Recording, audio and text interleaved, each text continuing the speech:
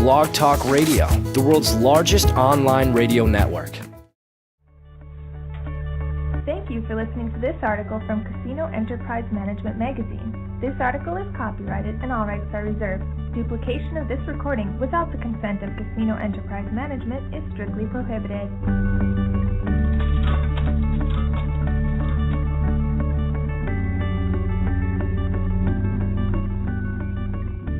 Gaming and Government, Part 1, by Antinea Ascione.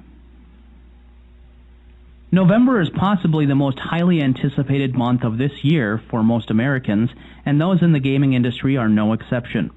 Since the last elections in 2008, there have been many major changes that have directly impacted those in gaming. In 2008, the U.S. entered a recession, and the resultant large drop in consumer spending and national credit crunch, two factors that came together to produce what many in gaming call the perfect storm, hit the gaming industry hard. A few states, such as Oklahoma, remained relatively unaffected. However, this has not been the norm. Across the country, many Americans tightened their purse strings, choosing to spend less on entertainment, gambling included. Many casinos experienced a decline in patronage, and casino goers who did choose to gamble were more frugal. Additionally, indirect spending within the gaming industry decreased. Judy Patterson, Senior Vice President and Executive Director of the AGA, explains, "The gaming industry really generates its revenue from two sources. One is the actual gaming revenues itself, what gets spent on the gaming floor. However, it's also, and significantly so, non-gaming sources. About a third of casino revenues come from food and beverage, hotels, retail, entertainment, and meetings and conventions. Both sources were very negatively impacted." Gaming expansion also suffered as capital became more difficult to get, and some casino operators chose to halt projects or scrap them altogether. Thus, development slowed, and gaming growth slowed with it. Many casino operators were forced to cut costs through reductions in staff, pay, and hours. Things improved slightly in 2010, and the AGA reports that gross gaming revenues increased by just under 1%. However, expansions in the industry were still limited, this time due to the lack of advancement of gaming legislation. Moving into the 112th Congress, Democrats lost the majority previously held in the 111th, and Republicans, understandably, chose to let gaming legislation take a back seat as they focused on more pressing economic issues. For a while, it even seemed that the gaming industry was being forced to take a step backward. The Black Friday mess, during which the U.S. Department of Justice seized the domains of 5 of the largest online poker operations and shut down gaming sites in other countries, both angered and frightened many foreign-based online gaming sites and made those eager to launch such sites at home concerned about the future of Internet gaming in the U.S. and the impact of the much-debated Wire Act. Luckily, 2011 ended on a bright note for those in gaming, with the Department of Justice declaring that every form of intrastate gambling is considered legal under federal law. This decision holds many implications for Internet gaming in the U.S., and many states are quickly figuring out their stance on the issue. As the 4 November events loom large, the presidential, Senate, House, and gubernatorial elections, many in gaming are waiting with bated breath to see what November will bring. Will new proposals seek to support or limit the expansion of the gaming industry? Will they be ignored as we move forward or given full consideration? What stances will states take on the iGaming issue, and will they pursue policies that seek to expand the gaming industry? With the aftershocks of the recession still being felt, many in gaming are hoping that those in government can come to fully understand the potential contributions the industry can make through job creation and increased tax revenue.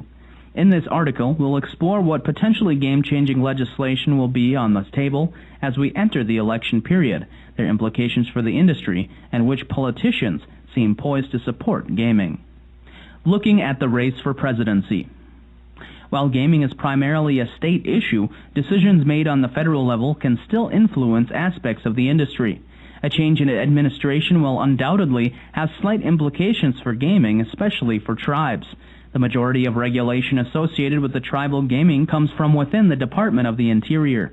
The head of this agency, the U.S. Secretary of the Interior, is a presidential appointee. So too is the chair of the National Indian Gaming Commission, a federal agency within the Department of the Interior.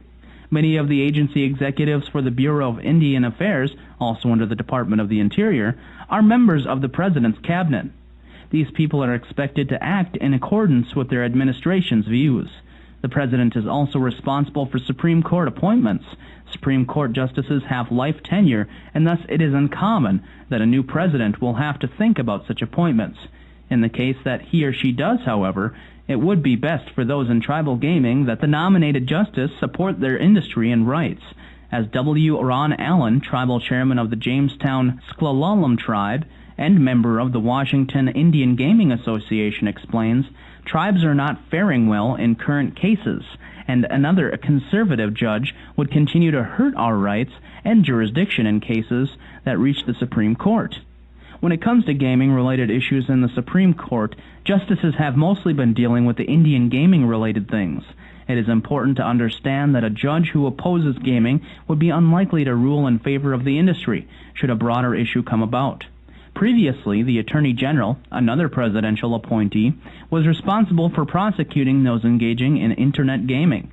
This job may no longer be necessary, as it is now up to states to regulate iGaming within their districts as they see fit. However, should iGaming also be regulated at the federal level, the Attorney General will be responsible for interpreting the laws set forth and regulating as he sees fit. The current administration has not been too hard on the gaming industry. Shortly after losing a great deal of favor among gamers for the Black Friday mess, the Obama administration produced its greatest contribution to gaming thus far. The memorandum, written by Assistant Attorney General Virginia Seitz, declared that the Wire Act only applies to sports betting. This clarification essentially legalized Internet gambling on a federal level. President Obama's two Supreme Court appointments brought a balance of conservative and liberal judges, leaving just one wild card. This has been essential when dealing with Indian gaming cases. In late 2008, there had been speculation that Seitz was being considered as a potential nominee to the U.S. Supreme Court. While it is obvious that she was not chosen, perhaps she may still be a candidate should the current administration be re-elected. One cannot be sure, however, what Obama's true stance is on gambling. When discussing the economy in early 2010 at an event in New Hampshire, the president criticized patrons' decision to gamble in Vegas. An article in The Telegraph quotes him as having said, "You don't blow a bunch of cash on Vegas when you're trying to save for college. You prioritize."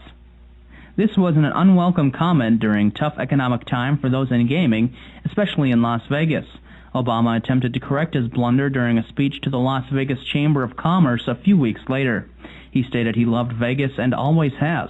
This, however, was not enough to win him approval, and many are still skeptical of Obama's feeling towards gambling. Additionally, many magnates in the gaming industry are critical of the president's proposal to raise taxes on large companies that make money abroad. As these companies typically have to pay taxes overseas, they are granted deductions at home. Many pay less than 35% tax required of companies making more than $18 million. Gaming businessmen are confident that a Romney administration would allow them to reap more rewards. Republican presidential candidate Mitt Romney has already promised to lower the corporate income tax rate to 25% and supports transitioning from the current worldwide tax system to a territorial tax system. Thus, companies earning money in other countries will not be taxed at home if they choose to repatriate profits back to the U.S. Changes such as this would allow gaming corporations to retain more of their profits, which can then be used for expansion and reinvestment. Similar to Obama, however, it is difficult to determine what position Romney will actually take on gambling. As governor of Massachusetts, he proposed his state seek millions in blocking payments from casinos in Connecticut or legalize casinos in Massachusetts. However, as a member of the Church of Jesus Christ of Latter-day Saints, one would think he would be opposed to gambling of any kind. The church's website states that the Church of Jesus Christ of Latter-day Saints is opposed to gambling, including lotteries sponsored by governments.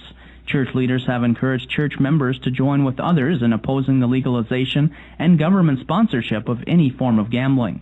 Not long before Republican caucuses in Nevada, Romney announced his opposition to iGaming, causing many to wonder whether these sentiments will eventually trickle down to all types of gambling. It must be noted, though, that much of Romney's campaign funding is provided through super PAC donations from gaming moguls such as Sheldon Adelson and Donald Trump. In Congress. Although the end of the 112th congressional session is drawing near, the debates are just heating up, and one hot topic now is internet gaming. During this congressional session, little has been produced in the way of iGaming legislature, and many proposals have not even made it to the floor. Shortly after entering the 112th Congress, Congressman John Campbell sponsored Bill H.R. 1174, the Internet Gambling Regulation, Consumer Protection and Enforcement Act. It proposes to provide for the licensing of internet gambling activities by the Secretary of the Treasurer, and to provide for consumer protections on the internet, among other things. The bill resembles one previously sponsored by Congressman Barney Frank in the 110th session. His H.R. 2267 died before it could reach the House floor. No updates on Campbell's Bill H.R. 1174 have been reported since it was referred to the House Subcommittee on Crime, Terrorism, and Homeland Security on June 1, 2011. A similar bill, H.R. 2366, sponsored by Congressman Joe Barton, has also been stuck in the aforementioned House committee since August 25, 2011. This bill more specifically seeks to establish a program for state licensing of internet poker and for other purposes. As states, tribes, and gaming policymakers contemplate the implications of the Department of Justice's ruling on the Wire Act, more congressmen are rushing to produce legislature that may provide some regulation as we enter the relatively uncharted territory that is iGaming. Prior to the Department of Justice's change of heart, the Unlawful Internet Gambling Enforcement Act of 2006 removed the U.S. from the online gambling market. The statute prohibits gambling businesses from knowingly accepting payments in connection with the participation of another person in a bet or wager that involves the use of the Internet and that is unlawful under the federal or state law.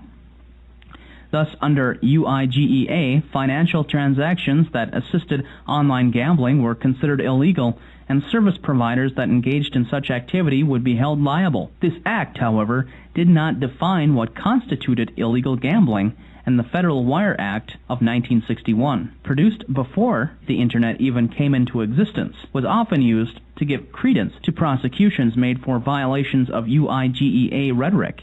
Ever since the Department of Justice's ruling that the Wire Act only pertains to sports betting, online gaming has proliferated, and states are quickly trying to determine what approach they will take.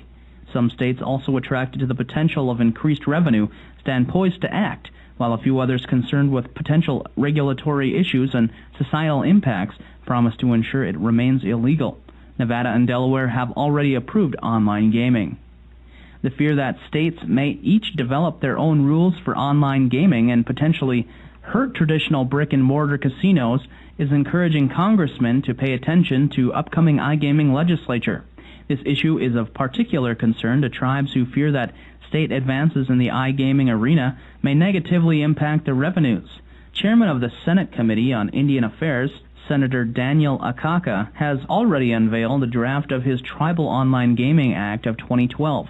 He argues that as gaming revenues have been the most effective form of economic development for tribes, it is essential that their views and priorities not be compromised in any bill that may have an impact on tribal gaming.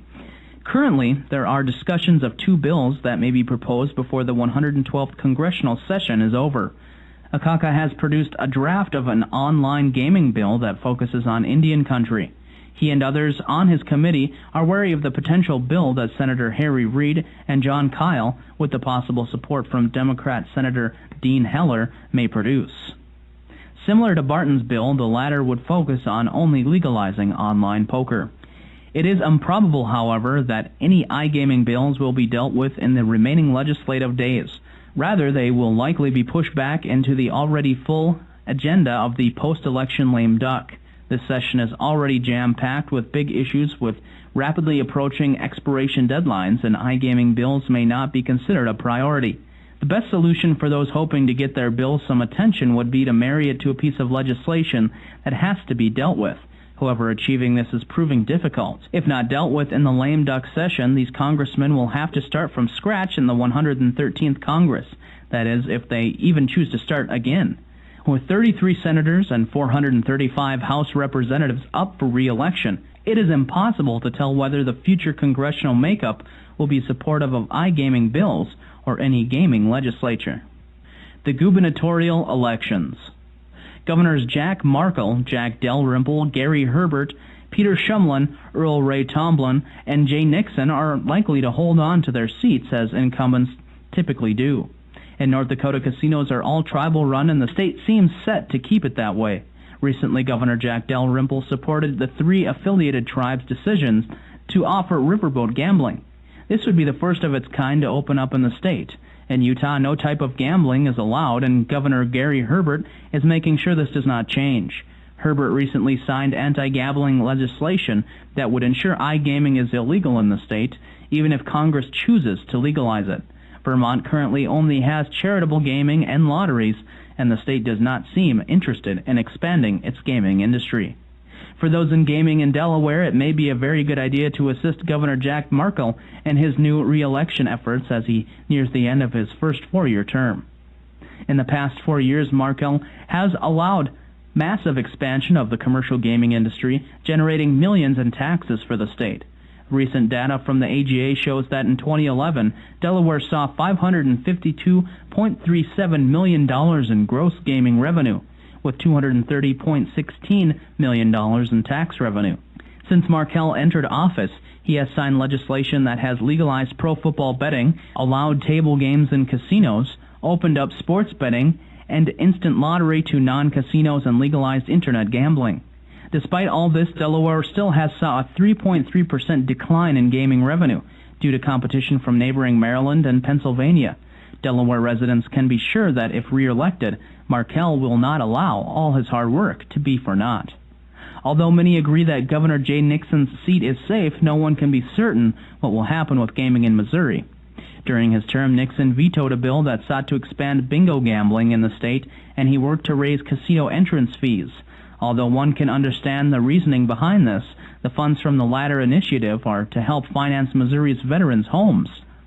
It does cut into casino profits.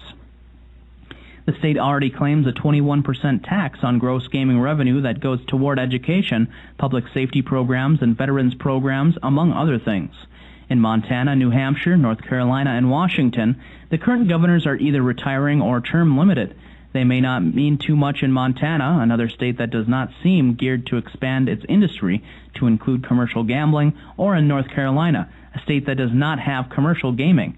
However, a change in governor may have implications in New Hampshire. Current Governor John Lynch is opposed to any expansion of the gaming industry and is certain to veto any such bills. During his term, he signed legislation that prohibits business from carrying gambling machines and sweepstakes games. All current candidates for his position, however, support the expansion of the gaming industry in some form. This may mean a complete change of the gaming landscape in New Hampshire. Across the states. Maryland is racing ahead with plans for gaming. Recently, Governor Martin O'Malley unveiled a bill that would enable an expansion of the industry. It has made it safely through the state's Senate committee and is set to move through the House. This is where critics think it may die. Groups divided on the issues have been lobbying feverishly both against the expansion and in support of it. If the bill were to pass, it would allow table games, taxed at a rate of 20%, approve the construction of a casino in Prince George's County, provide a 5% break of the current tax for both Maryland Live and Caesars, and many other things. It does not, however, include any mention of iGaming, as O'Malley decided not to take a step in that direction. If the bill is approved by the General Assembly, the final decision will then be left up to Maryland voters in November. In California, a bill originally seeking to legalize online gaming has been modified in an attempt to ensure safe passage through the state's Congress.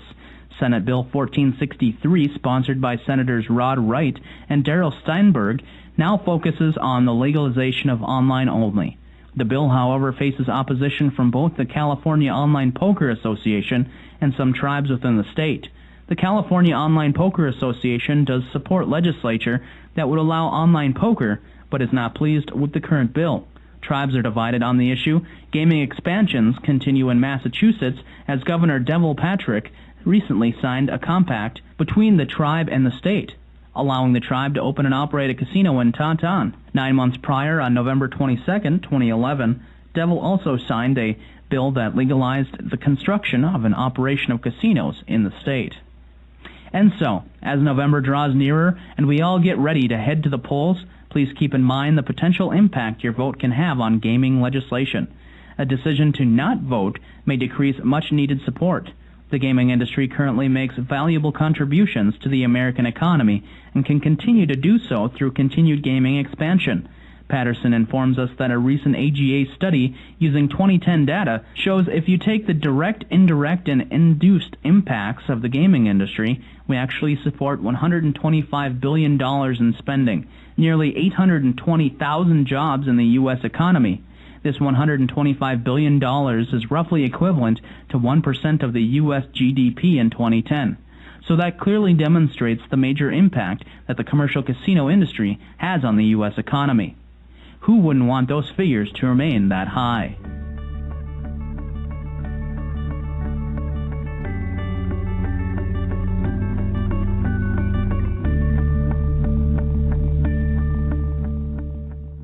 Blog Talk Radio, where millions of hosts and listeners gather.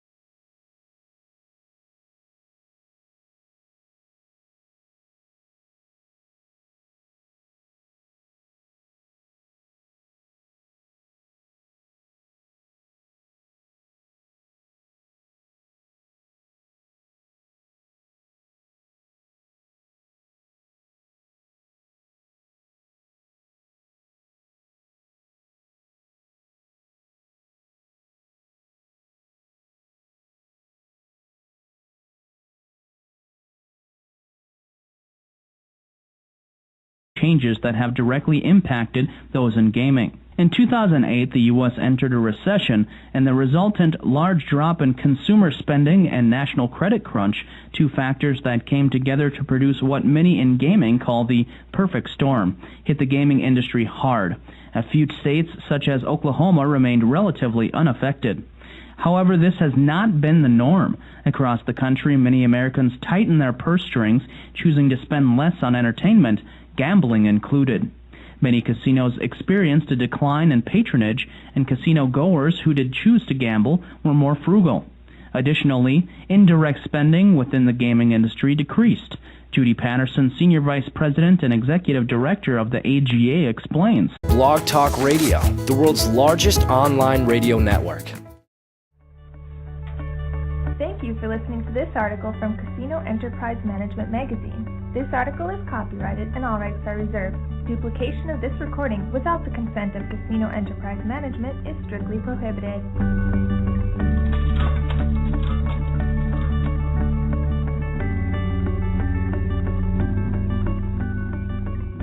Gaming and Government, Part 1, by Antinea Ascione.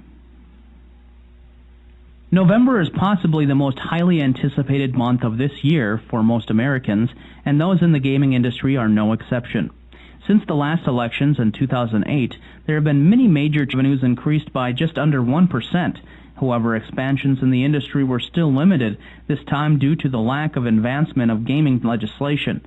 Moving into the 112th Congress, Democrats lost the majority previously held in the 111th, and Republicans, understandably, chose to let gaming legislation take a back seat as they focused on more pressing economic issues. For a while, it even seemed that the gaming industry was being forced to take a step backward.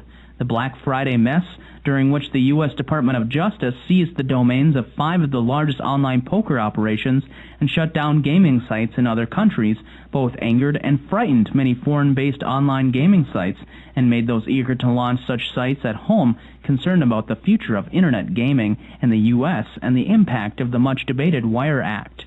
Luckily, 2011 ended on a bright note for those in gaming, with the Department of Justice declaring that every form of intrastate gambling is considered legal under federal law. This decision holds many implications for Internet gaming in the U.S., and many states are quickly figuring out their stance on the issue. As the 4 November events loom large, the presidential, Senate, House, and gubernatorial elections, Many in gaming are waiting with bated breath to see what November will bring. Will new proposals seek to support or limit the expansion of the gaming industry? Will they be ignored as we move forward or given full consideration? What stances will states take on the iGaming issue, and will they pursue policies that seek to the gaming industry really generates its revenue from two sources. One is the actual gaming revenues itself, what gets spent on the gaming floor. However, it's also, and significantly so, non-gaming sources. About a third of casino revenues come from food and beverage, hotels, retail, entertainment, and meetings and conventions. Both sources were very negatively impacted. Gaming expansion also suffered as capital became more difficult to get, and some casino operators chose to halt projects or scrap them altogether. Thus, development slowed, and gaming growth slowed with it. Many casino operators were forced to cut costs through reductions in staff, pay, and hours. Things improved slightly in 2010, and the AGA reports that gross gaming revenue